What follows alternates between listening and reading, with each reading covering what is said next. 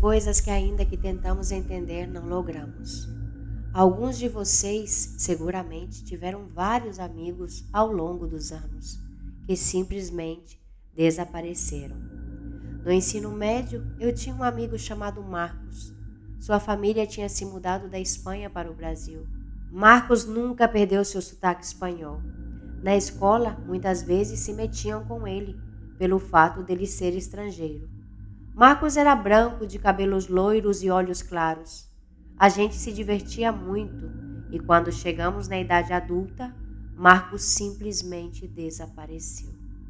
Liguei para sua mãe para saber notícias e o único que ela me disse foi: "Marcos foi para um povoado no Amazonas", respondeu com voz triste. Eu, como amigo, me senti triste também. Havíamos sido amigos por muitos anos e ele se foi sem se despedir. Se passaram 10 longos anos e, de repente, recebo uma visita inesperada. Era Marcos. Fiquei admirado em ver ele. Ali estava, com seus cabelos loiros e um sorriso relaxado. Ele me disse que tinha se apaixonado e perdido a cabeça por uma garota, e foi viver com ela no Amazonas, em um povoado bem remoto.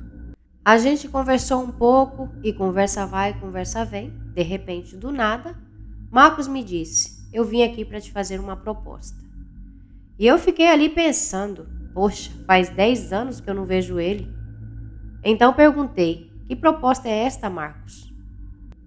E o Marcos soltou na maior naturalidade do mundo: "Quero que você venha de viagem comigo." Pensei: de viagem? Em que mundo você vive? Eu tenho um trabalho, ademais, eu não tenho dinheiro para viajar agora mesmo.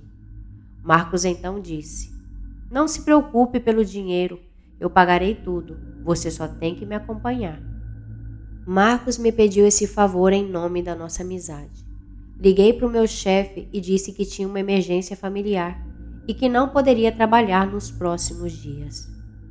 Marcos então me disse para levar só o necessário. Me despedi dele e combinamos de começar nossa viagem no dia seguinte. No dia seguinte, como combinado, sobre as 9 da manhã, Marcos passou para me buscar. Eu tinha preparado uma mochila com uma lanterna, água e alguns sanduíches. Coloquei também medicamentos. Mas Marcos me disse que iríamos a uma cabana no meio da floresta, que ali tinha de tudo, que não era necessário levar tantas coisas. Então, coloquei minhas coisas na traseira da caminhonete velha que chegou Marcos e fiquei um pouco surpreendido. Marcos odiava dirigir. Então, me sentei no banco do passageiro e disse: "Marcos, tenho que ser sincero, te acompanho nessa viagem porque estou preocupado por você." Marcos me olhou e disse: "Não se preocupe, iremos a uma cabana que eu tenho, já te disse." Marcos dirigiu por umas 5 horas e de vez em quando eu olhava para ele. Tinha algo diferente nele, mas eu não conseguia entender o que. De repente paramos em uma área de descanso. Marcos disse: "Hoje passaremos a noite aqui." E eu pensei: como que passaremos aqui à noite se são as 3 da tarde? Marcos me olhou com raiva e disse outra vez: "Passaremos aqui à noite." Eu voltei a insistir em seguir a viagem, mas ele disse que estava cansado e com muita fome. Então eu disse: "Então baixamos do carro e vamos comer algo na cafeteria do posto." E ele me respondeu: "Vou esperar que anoiteça para comer algo." Então eu disse: "Você está muito estranho. Você está bem?" Mas ao invés de me responder, só balançou a cabeça lentamente, como indicando que sim. Eu não lhe disse nada, mas observei que ele estava olhando fixamente para as pessoas que chegavam no estacionamento. Olhava para eles como um animal com muita fome. Não dei muita importância. Coloquei o fone de ouvido e comecei a escutar algo de música. Marcos, ao invés de descansar, seguia olhando fixamente para as pessoas que paravam no posto de gasolina.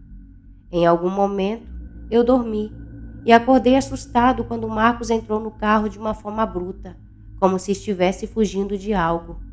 Observei que ele estava absolutamente coberto de sangue, na boca e parte da cara. Olhei assustado.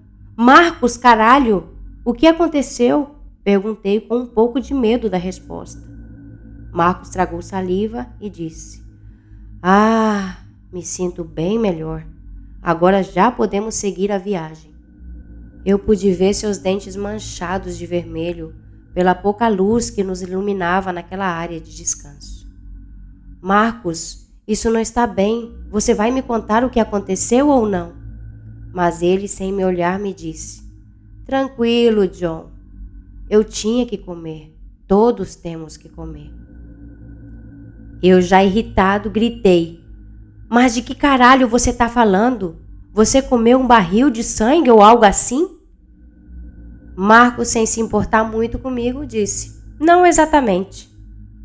Ligou o carro como se nada tivesse acontecido. Então, eu estendi a mão e girei a chave do carro desligando.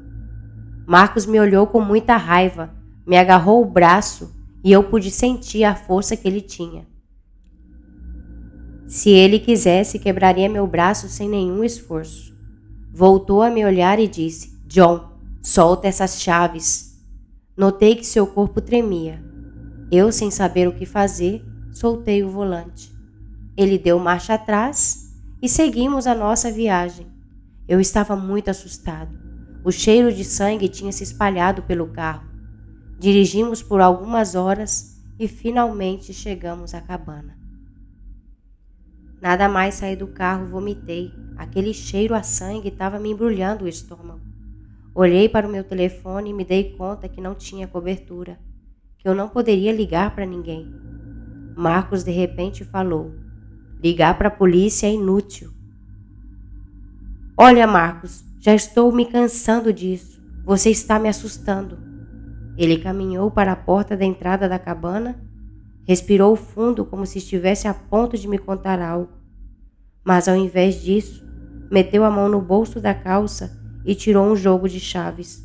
Abriu a porta e entrou sem dizer nenhuma só palavra.